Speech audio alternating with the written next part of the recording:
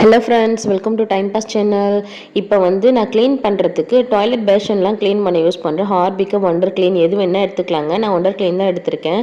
இப்போ அதில் கொஞ்சோண்டு நம்ம எடுத்துக்கலாம். அதுக்குன்னே ஒரு ஸ்க்ரப் வச்சுருக்கேன் நான், வாஷ் பேஷன்லாம் கழுவுறதுக்கு. அதை எடுத்துக்கிறேன் நான். வெறுமனே கையில் கழுவாமல் இந்த ஸ்கின் ப்ராப்ளம்லாம் வரும்னு நினைக்கிறவங்க க்ளவுஸு இல்லாட்டி கேரி பேக் ஏதாச்சும் கைக்கு போட்டுட்டு அப்புறமா பண்ணுங்கள்.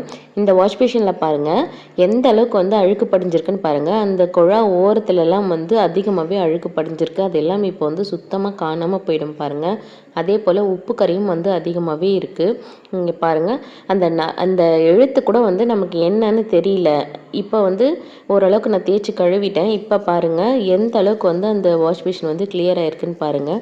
சுத்தமாக அதில் இருக்கிற அழுக்கு எல்லாம் வந்துடுச்சுங்க. நான் ரொம்ப அழுத்தம் கொடுத்து கூட தேய்க்கல, கம்மியாக தான் தேய்ச்சாச்சு. ரொம்ப ப்ரெஷர் கொடுத்து தேய்க்கல. இப்போ எவ்வளோ பளிச்சுன்னு அதில் இருக்கிற லெட்டர்ஸ் எல்லாம் நல்லா தெரியுது பாருங்கள் இப்போ.